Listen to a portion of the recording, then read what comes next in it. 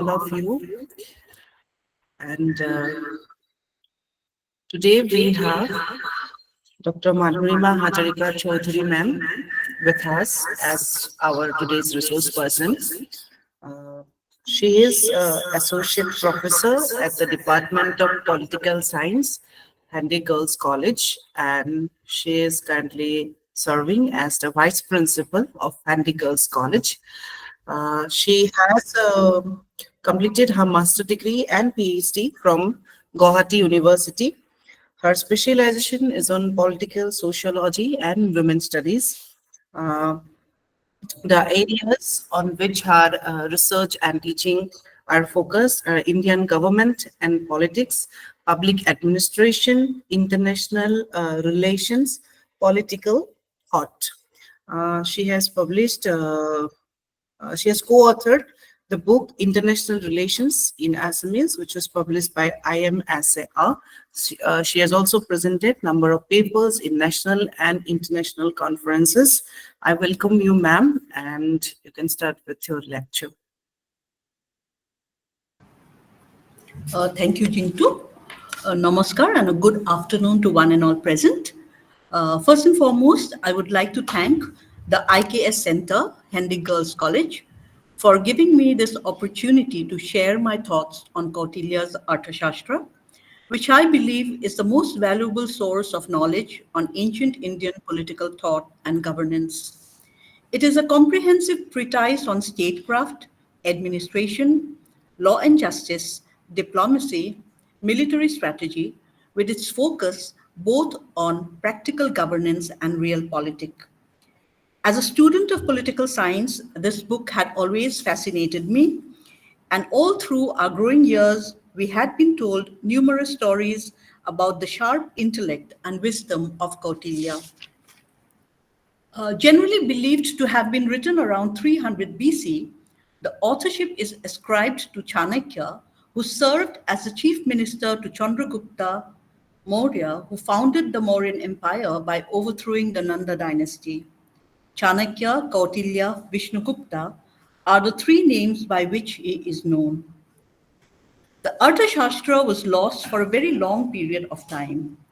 People knew about its existence because it was referenced in various other old Shastras. It was in the early 20th century that a copy of the Arthashastra was discovered. It was a part of a collection of palm leaf manuscripts that was handed over to the Mysore Government Oriental Library by a Pandit of the Tanjore district in 1905. R. Shamashastri, who was the librarian of this institute, meticulously transcribed, edited, and published the Sanskrit edition in 1909 and then translated it into English in 1915. Since then, numerous commentaries have appeared and considerable literature grown around it. There is a German translation with voluminous notes by J. Mayer in 1920, and he called the Arthashastra the Library of Ancient India. There are French, Russian translations, and translations into various Indian languages. Dr. R.B. Kangle of the University of Bombay devoted many years to comparing the various texts and translations and published a monumental 3-volume edition of the Arthashastra between 1960 and 65. L.N. Rangarajan, an officer of the Indian Foreign Service, came up with a new edited, rearranged English translation in 1990. Recently, we have Patrick Oliville's English translation, which was published by the Oxford University Press in 2013. All the students of Arthashastra owe a great debt to these writers because all of these seminal works on the Arthashastra came into prominence because of their efforts, and the Western world came to know about ancient Indian political thought on governance and statecraft, and also gained insights into the lives of Indians who lived more than 2,000 years ago. Kautilya came to be referred as the Indian Machiavelli, but it is quite the other way round, as the Prince of Machiavelli was written in 1513, much later than the Arthashastra. Machiavelli had earned notorious fame for his maxim, "end justifies the means," and advising the ruler to use cunning and unscrupulous ways to hold on to power. Max Weber, the German sociologist, had remarked, which is a very interesting remark. He said that compared to the Arthashastra, Machiavelli's Prince was harmless. Now, we all know about Hans J. Morgenthau, the modern realist thinker of international politics. And in his Politics Among Nations, Hans Morgenthau also refers to Kautilya's Arthashastra and says that it is a classic on Indian theory of power politics, ancient Indian theory of power politics, and balance of power. Now, for ease of understanding and presentation, I would like to make use of slides. And in the first half of my presentation, I would deal on the 15 books of the Arthashastra.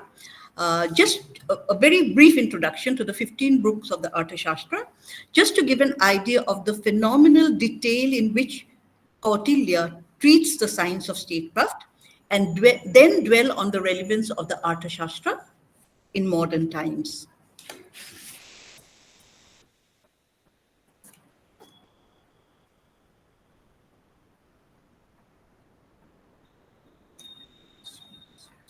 Full screen.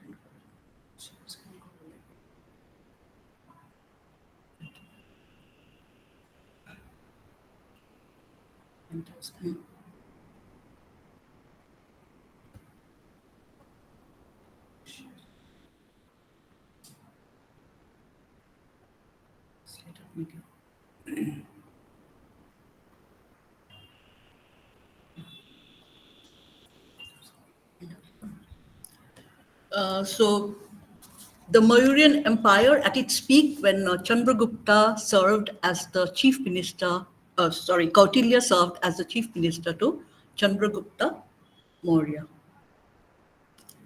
So the Arthashastra starts with salutations to Shukra and Brihaspati, who are respectively the guru of the Asuras and the Devas.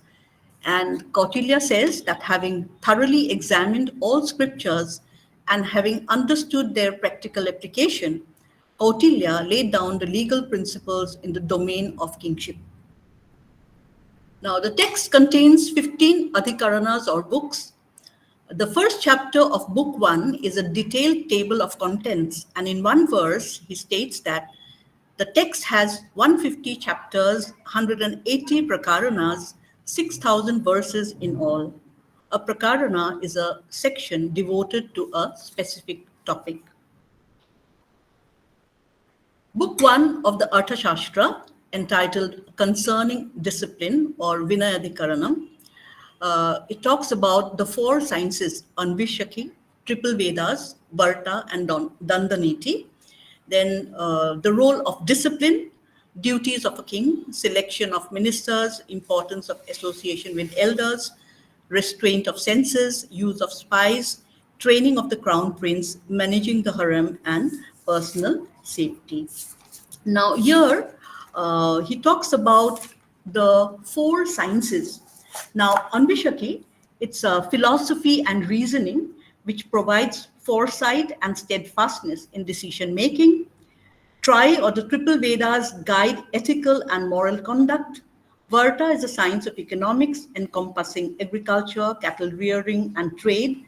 And Dandaniti or political science or governance focuses on justice and administration. Discipline is emphasized as the cornerstone of effective governance and essential for overcoming the 6 enemies of the senses, which is lust, anger, greed, vanity, haughtiness, and overindulgence. According to Kautilya, the primary duties of the king include justice, protecting the subjects, maintaining personal safety, managing the harem, consulting with ministers on governance, and close association with the elders. The king's day was strictly divided for administrative, military, religious, and personal duties. In the selection of the ministers, Kautilya advised the king to be very cautious, and he also recommended testing of their character through temptations. Spies would play a very critical role in maintaining internal security and gathering intelligence on enemies. The training of the crown prince was also laid great importance, and that of the king's personal safety and managing the harem, because a lot of intrigues took place within the palace, and so the king had to keep a very watchful eye on the happenings inside his palace. Rule like a sage, act like a king. That was the maxim which he provided to the king. And this verse of the first book is very important because it lays the philosophical foundation of a king's rule. Kautilya says, in the happiness of his subjects lies the king's happiness, in their welfare his welfare. He shall not consider as good only that which pleases him, but treat as beneficial to him whatever pleases his subjects. So now that sets the foundation for the king's rule. And in the next chapter or next book, we have the duties of the government superintendents or the Adhyaksha Pracharas. Dr. Kangle notes that the kind of state control over the economy the Arthashastra presupposes, it is not possible without an effective administration. Book 2 is the longest book in the Arthashastra, containing 36 chapters and as many as 1,285 verses, nearly a quarter of the entire book.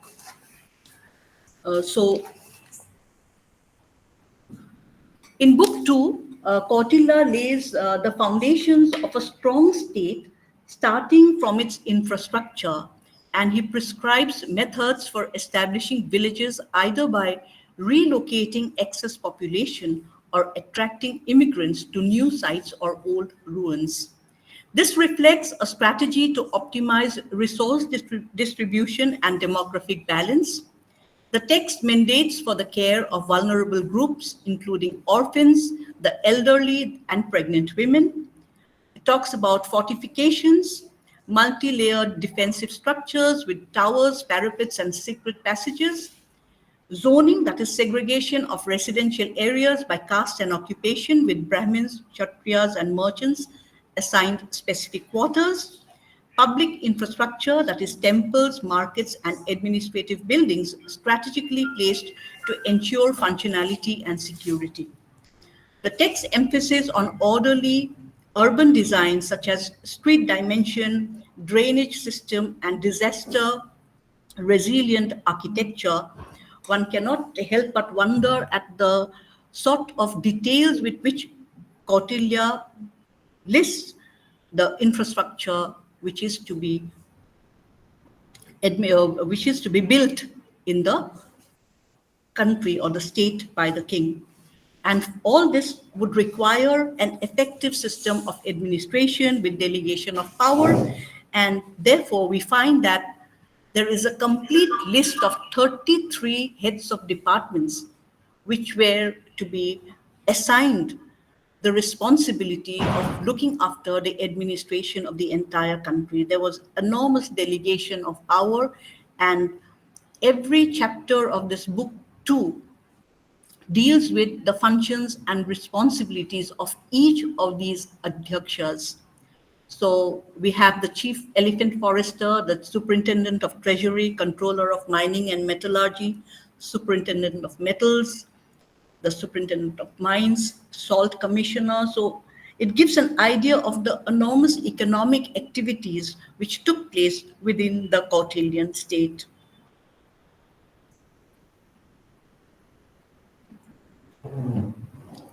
Book 3 of the Arthashastra is entitled Concerning Justice, Dharmasthaya, and it focuses on legal principles, civil disputes, marriage laws, property rights, and the administration of justice. Any matter in dispute shall be judged according to the 4 bases of justice. This is in increasing order of importance, and they are dharma, evidence, custom, and royal edicts. A king who administers justice in accordance with dharma, evidence, custom, and written law will be able to conquer the whole world. And so, an interesting find in this book was that Kautilya talks about widow remarriage and the entitlements of a widow if she got married with the consent of her in-laws, which goes on to, uh, you know, state that widow remarriage was prevalent in the India 2000 years ago. So we have been taught in schools and colleges that it was Raja Ram Mohan Roy who fought for widow remarriage, but Kautilya's Arthashastra states that in that period of time, widow remarriage was happening in India. Book 4 of the Arthashastra is titled Removal of Thorns or Kantaka Shodhana, and focuses on the suppression of crime and the protection of state from internal threats. It deals with strategies for maintaining internal security and order by addressing various forms of criminal activity and social disturbances. It outlines measures to protect artisans, manage economic crises, and suppress those who engage in harmful activities. Kautilya also talks about 8 kinds of providential visitations like fire, floods, pestilential diseases, famine, rats, tigers, serpents, and demons, and it is the duty of the king to protect the kingdom from these calamities. Book 5 deals with the conduct of the courtiers. This book, these are the subjects which chapters of this book 5 concerning awards and punishments, replenishment of the treasuries, concerning subsistence to government servants, the conduct of a courtier, time serving, consolidation of the kingdom, and absolute sovereignty. This book outlines measures to suppress treason against the king and his kingdom, focusing on dealing with chiefs who oppose the king or side with enemies.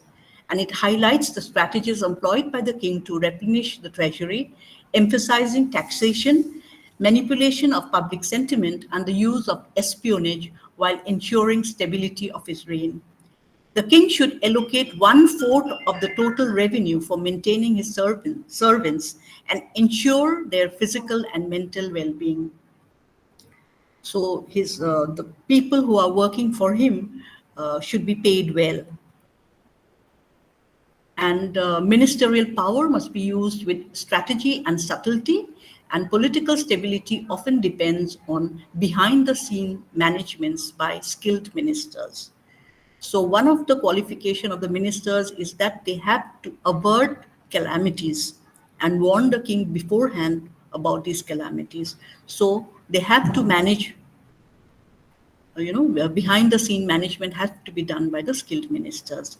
Now, a very important maxim of taxation is found in this book, and it goes like this. This verse goes like this: just as one plucks fruits from a garden as they ripen, so shall a king have the revenue collected as it becomes due. Just as one does not collect unripe fruits, he shall avoid taking wealth that is not due, because that will make the people angry and can spoil the very source of revenue. Book 6 is one of the most important books of the Arthashastra from the point of view of political science. And it is called the Mandala Yoni, or the Circle of Kings, or the English translation would be Sources of Sovereign States. It defines the elements which constitute a state as the king, the Swami, the group or councillors, ministers, and other high officials, the Amatyas, the territory of the state along with population inhabiting it, the Janpada, the fortified towns and cities, the Durga, the treasury, Kosa, the wealth of the state, and the forces of defense and law and order, Tanda, and the allies, Mitra. In Kautilya's framework, Swami, the ruler or leader element, occupies a central position in state structure. An ideal king is one who has the highest qualities of leadership, intellect, energy, and personal attributes like righteousness, honesty, determination, gratitude. The Amartya element encompasses ministers, advisors, and the administrative apparatus supporting governance. Kautilya recognized that effective statecraft requires qualified counsel, advocating for the appointment of ministers who serve as advisors, counselors, and collaborators to the king. By establishing rigorous testing procedures for potential ministers, Kautilya emphasized meritocracy in administration. Janapada. The Janapada component encompasses both territory and population, representing the physical and demographic foundations of state power. Kautilya specified criteria for optimal territorial organization, including villages of appropriate sizes, natural boundaries, and productive capabilities. Regarding population, the theory emphasized industrious citizens capable of bearing taxes and punishment with loyalty as a valued characteristic. Durga. The Durga element represents fortifications and defensive installations to protect a state territory. Kautilya emphasized constructing forts at territorial frontiers and employing various tribal groups to guard boundaries. The theory classifies fortifications into types based on the surrounding geography. Water surrounded, mountainous, desert, and forest fortifications, demonstrating appreciation for how varying terrain affects defensive considerations. Kosha represents the treasury and economic resources of the state. Within the Saptanga framework, economic power is recognized as fundamental to state capacity and ability to pursue strategic objectives. Kautilya emphasized prudent financial administration and sustainable revenue generation as critical components of state power. This fundamental insight about the relationship between economic capability and state power remains entirely relevant in contemporary international relations, where economic might often determines global influence. Danda element represents military forces and coercive power at the state's disposal. Within the Saptanga theory, military capability is positioned as essential for both offensive actions and deterrence against external threats. Kautilya emphasized maintaining a robust and proficient military establishment to preserve national interest and security. This element demonstrates enduring understanding that military capability remains essential to preserving state sovereignty in an anarchic international environment. The recognition of military power as a distinct dimension of state capability requiring dedicated resources maintains relevance in contemporary security studies and international relations. Despite transformations in warfare technology and doctrine, states continue to recognize military capabilities as fundamental to national security. The Mitra element refers to allies and diplomatic relationships that enhance state power. Kautilya classified allies into three categories: allies through close relatives, allies through reciprocal favors, allies from neighboring kingdoms. The theory emphasizes that ideal allies possess qualities including constancy, controllability, power, shared interests, and reliability. The strength of this concept lies in recognizing international relationships as a formal element of state capability. By positioning alliances as a constituent component of state power, Kautilya demonstrated sophisticated understanding of how external relationships extend influence beyond internal resources. The Saptanga theory formulated by Kautilya represents one of history's most comprehensive frameworks for understanding state power and governance.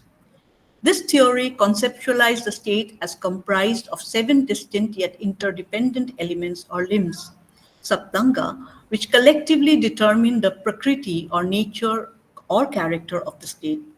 The theory represents an organic conception of the state with each element functioning as a vital organ contributing to the whole.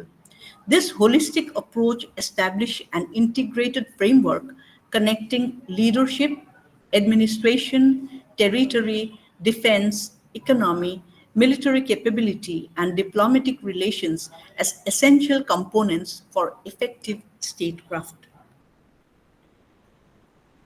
Book 6, we have a very important definition of power and its objectives. In Kautilyan words or language, strength is power, happiness is the objective of using power. Power and success are interrelated. Power is of three kinds. So is the success resulting from its use. Intellectual strength provides the power of good counsel. A prosperous treasury and a strong army provide physical power, and valor is the basis for moral and energetic action.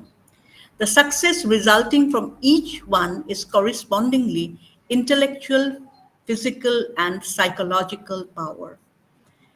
To the extent a conqueror is better endowed than his enemy in the three kinds of power, to that extent he will be stronger and more successful. If he is less well endowed, he will be weaker. Two kings of commensurate power are equal, hence the conqueror shall always endeavor to add to his own power and increase his own happiness.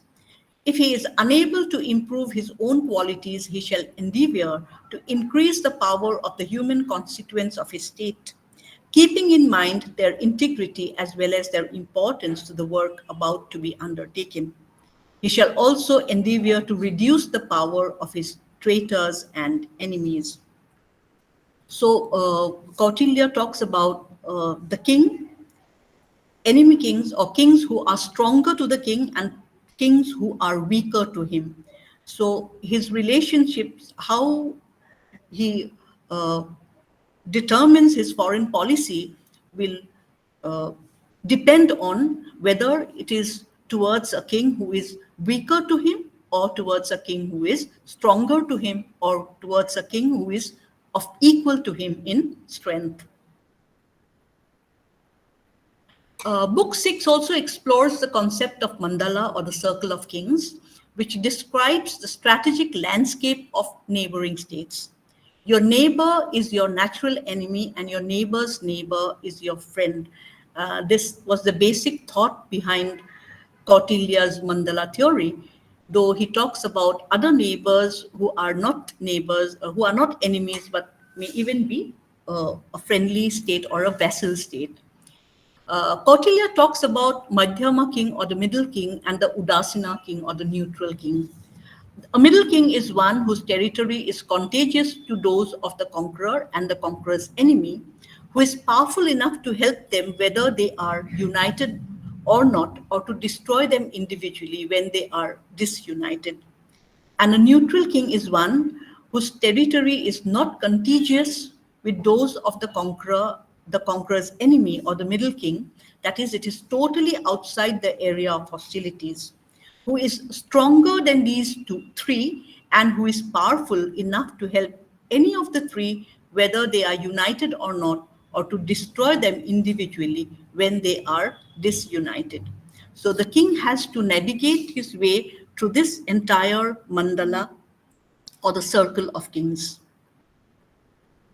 The king, his friend, and his friend's friend constitute the first circle. Therefore, there are 4 circles in all: the conqueror king's circle, the enemy king's circle of state, the Madhyama king's circle, the neutral king's circle. This embraces 12 kings in the vicinity, as each of the 12 kings have 5 elements of sovereignty. The total number of elements is 60, and with the 12 kings, it amounts to 72 elements of sovereignty. Kautilya believes that the cycle is dynamic and the king should strive to be expanding his central position and reduce the power of other kings in the vicinity. This is a complete list of the king. The conqueror is called as the Vijagishu, and he being in the center. I think the diagram will show it better. The orange circles are the Vijagishu's circle, and the blue are the circle of his enemy.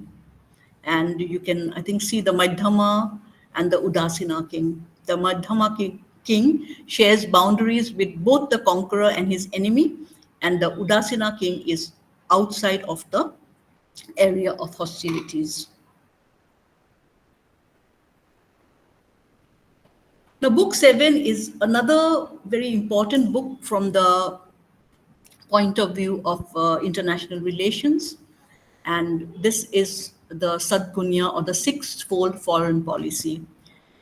This book outlines the sixfold foreign policy, which includes peace, sandhi, war, vigraha, neutrality, asana, marching, yana, alliance, samsara, and making peace with one while waging war with another, daivat bhava.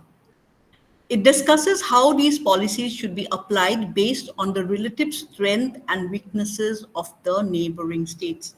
So, the foreign policy will be designed keeping in mind the strength of the neighboring kings, whether they are weaker to him, stronger to him, or are equal to him in power. And the king will try to make use of these six principles to forge relations with them. Making peace is entering into an agreement with specific conditions. That is, a king shall make peace when he finds himself in a relatively declined position compared to his enemy. Active hostilities is waging war. A king superior to his enemy in power shall attack him. Being indifferent to a situation is staying quiet. When a king considers that neither he nor his enemy can harm the other, he shall remain quiet. Augmenting one's own power is preparing for war. A king with special advantages shall make preparations for war. Getting the protection of another is seeking support. A king depleted in power shall seek help. Dual policy is making peace with one king and waging war with another.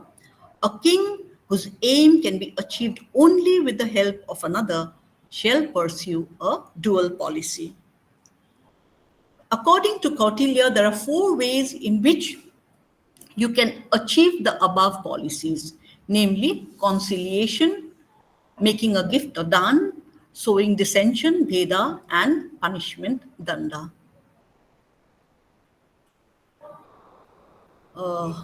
Kautilya's, this is another important verse. The king who understands the interdependence of the six methods of foreign policy plays as he pleases with other rulers bound to him by the chains of his intellect. Which then book 8 is concerning vices and calamities, and book 8 addresses the concept of vyasanas, which refers to vices or calamities that can impact a state's stability.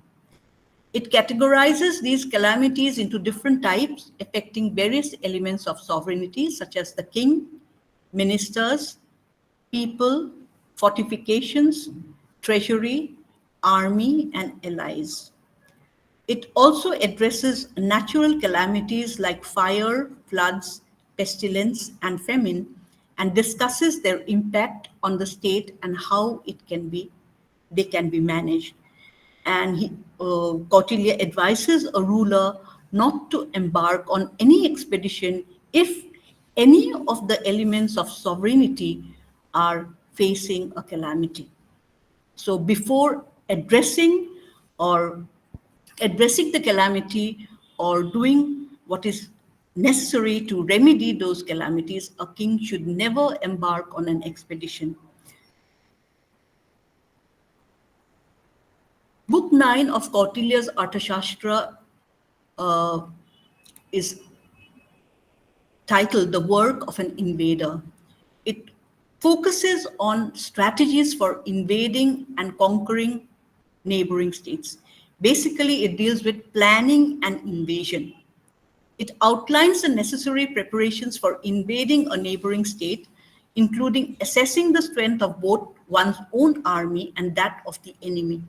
Having ascertained the power, place, time, the time of recruiting the army, the consequences, the loss of men, money, profits, and danger, he should march with full force, otherwise remain quiet. It advises the king to be alert both about internal and external dangers.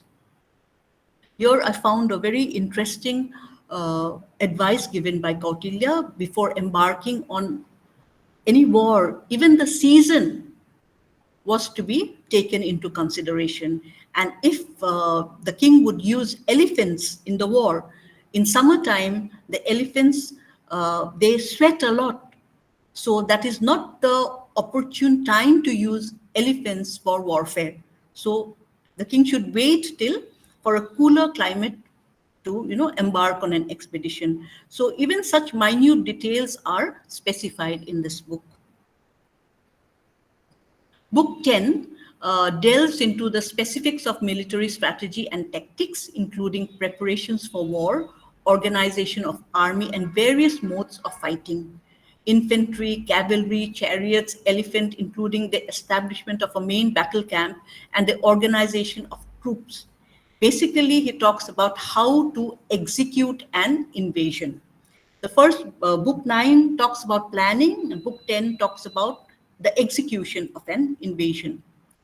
Book 11 is the conduct of corporations, how to conquer, how a conqueror should approach and manage oligarchies. It emphasizes the importance of understanding the internal dynamics of an oligarchy and use strategic methods to influence or control these oligarchies. It suggests exploiting internal divisions and rivalries to weaken the oligarchy, how to create divisions among the chiefs by using tactics like bribery, promises, etc. Book 12 is concerning a powerful enemy. It begins by advising rulers to carefully assess the strengths, weaknesses, and vulnerabilities of a powerful enemy. It emphasizes the importance of understanding the enemy's resources, alliances, military capabilities, and internal stability. Kautilya suggests using indirect methods to weaken a powerful adversary rather than engaging in direct confrontation. Basically, how to find a traitor or a weak link in the enemy camp. These strategies include sowing discord, using spies and agents to create divisions within the armed enemy's rank or alliances, economic warfare, disrupting the enemy's trade and economy to reduce their capacity for war, psychological warfare, spreading misinformation or propaganda to undermine the enemy's power. Book 13 deals with strategic means to capture a fortress. It provides detailed guidance on how to capture enemy fortresses using a combination of military force and strategic subterfuge. It emphasizes the importance of intelligence gathering, creating divisions within the enemy's ranks, and using spies to undermine the enemy's defenses. In the olden days, a war was all about capturing forts. So if one could capture a fort, that would mean the victory of that. So this was of great strategic importance in winning a war, capturing a fort. Book 14 of Kautilya's Arthashastra is entitled Secret Means and focuses on covert operations and strategies to undermine enemies through secret and mysterious and occult practices, including references to the use of poisons and toxic smokes. The Arthashastra details numerous recipes for creating poisons and toxic weapons, including those that could be used to contaminate food, water, or even weapons. All this provides a glimpse into the historical understanding and practice of biological and chemical warfare in ancient India, demonstrating that the use of such methods was not entirely foreign to the military thinking of that time. The text also provides for certain prescriptions, which, if used, could give night vision, invisibility, and also the ability to walk over fire. He advocates the use of terror to the enemy by exhibiting such delusive performances. Secret agents are advised to adopt various disguises and roles to achieve these objectives. Book 15 gives us the plan of the treatise or the Tantra Yukti. It describes the methodology and the logical techniques used in the book and illustrates from the text itself the 32 Tantra Yuktis or methods of treating a subject that is used in the book. Here, Kautilya also gives us the definition of Arthashastra. He says, the subsistence of mankind is termed Artha, wealth. The earth which contains mankind is termed Artha, wealth. That science which treats of the means of acquiring and maintaining the earth is the Arthashastra, the science of polity. And he also says that this Arthashastra or science of polity has been made as a compendium of all those Arthashastras which, as a guidance to kings in acquiring and maintaining the earth, have been written by ancient teachers. So this is a very, very brief introduction to the 15 books of the Arthashastras, just to give you all a glimpse of the different topics which Kautilya dealt with within these 15 books. And now the relevance of the Arthashastra in modern times. So in the Arthashastra, Kautilya does not tell us anything about the origin of the state or about the different, which would be the different best type of government, but he tells us that without the state or the king, there would be the law of the jungle or the Matsya Nyaya. The big fishes would devour the small fishes, and the weak people will only be protected if there is a king. And it is for this reason that the kingship came to be established. And the threefold aim of the state as found in the Arthashastra is security and protection of the people, which is Raksha and Palna, Labha or expansion of the territory, and Yogshema or well-being and welfare. Yogshema, though, it has another connotation as well. But very broadly speaking, it refers to well-being and welfare of the people. Now, these three aims of the which are aims of the state, which are found in the Arthashastra, continue to exist even in modern times. Even for modern states, protection and security of the people, protection of the territorial integrity of the people, though territorial expansion is now not regarded as a aim of a state, but all the states try to increase their sphere of influence, and Yogshema or well-being and welfare, they continue to guide the functions of a modern state. So this is, I think, very important. And then while the Arthashastra was written in a vastly different socio-political context, some of the themes which occur in the Arthashastra continue to resonate in modern governance, diplomacy, and strategic thinking. It emphasizes on realpolitik, pragmatic governance, and strategic diplomacy, and emphasized that economic prosperity was essential for stability of the country and the importance of infrastructure like roads, water management, investing in infrastructure to promote economic growth. All these are very much relevant today. Kautilya advocated welfare-oriented governance where prosperity of the people was considered vital for a stable state. So I think this also resonates with modern thinking about the functions of a state. The text offers detailed economic framework covering taxation, trade regulation, labor, agriculture, state monopolies, many of which are relevant to fiscal policy and public administration today. It also provided guidance on issues like tariffs, transportation, currency exchange, important activities even of a modern state. Importance to agriculture for prosperity of the state, gave importance to irrigation, rotation of crops, providing incentives to farmers for increasing production. All these sound very modern.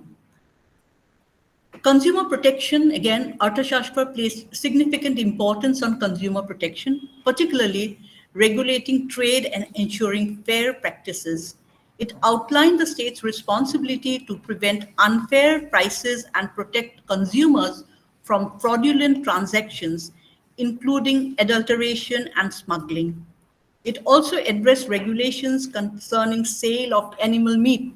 Stale meat were not allowed to be sold, and the obligations of artisans and other professionals to fulfill their duties.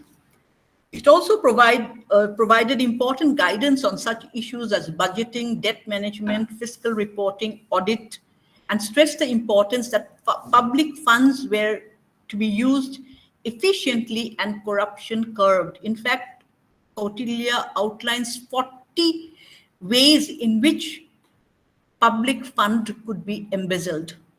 So he gives us a list of ways in which people could misuse public funds, 40 ways in which public funds could be misused.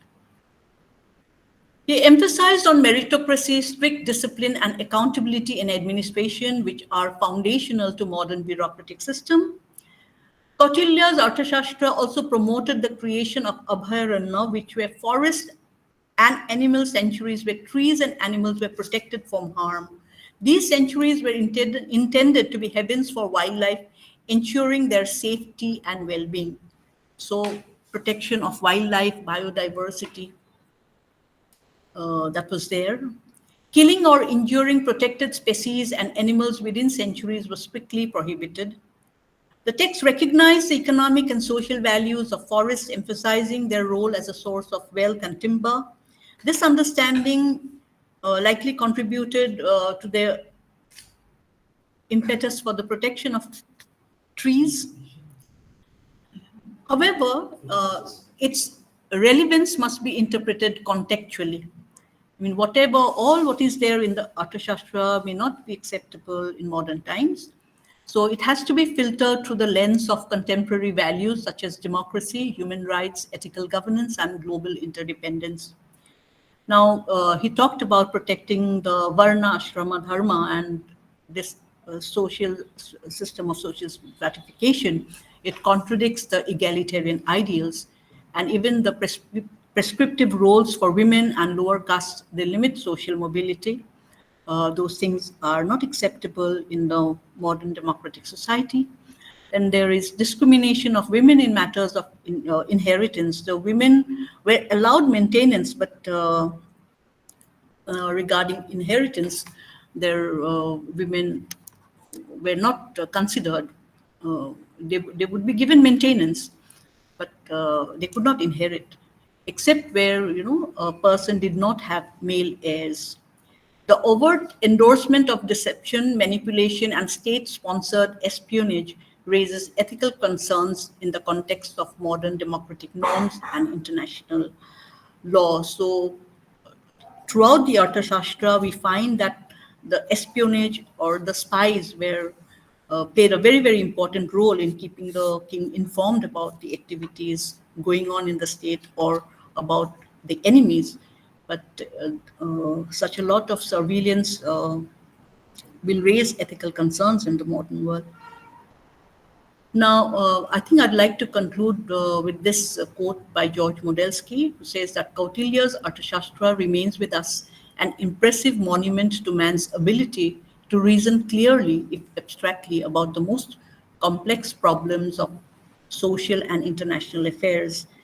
And it is heartening to know that in many of the management institutes now, the Kautilian Arthashastra is studied for its ability to think strategically. And what I also got to know that it is being taught in the US Army School in Pennsylvania. So they teach the Arthashastra as a part of their curriculum.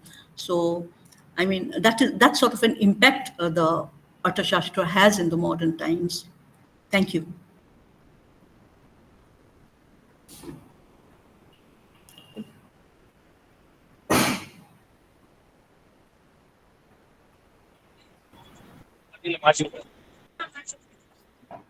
If there is any questions, you can ask directly or you can post your questions in the chat box.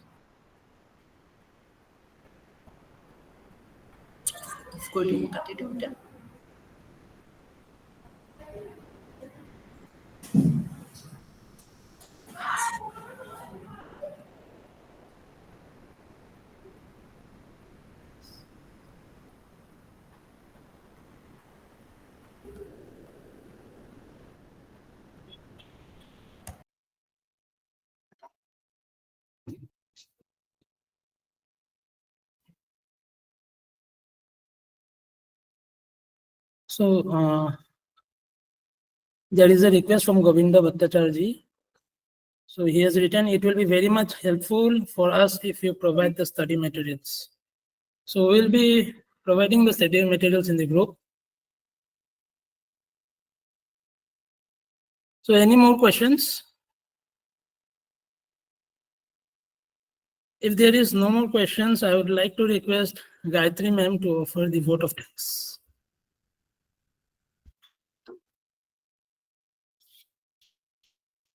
Thank you, Madhurima Baidu, for your thoughtful lecture. Arthashastra is a highly influential ancient Indian treatise on statecraft. It is considered as the foundational text on political science and economics. Dr. Madhurima Hazarika Choudhury has shown how Arthashastra is a comprehensive guide for maintaining law and order, protection of people, for prosperity in the state. She has also shown the applicability and relevance of Arthashastra even today. The Palana, Labha, and Yogakshama are the concepts still now our governments are following.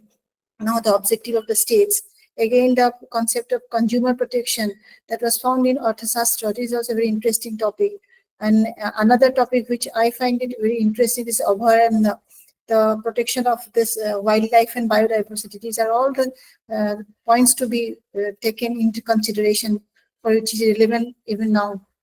And then I thank you, Dr. Madhurima Choudhury Hazarika, for your speech and for taking out the time for us. Thank you very much, and thank you all the participants present here.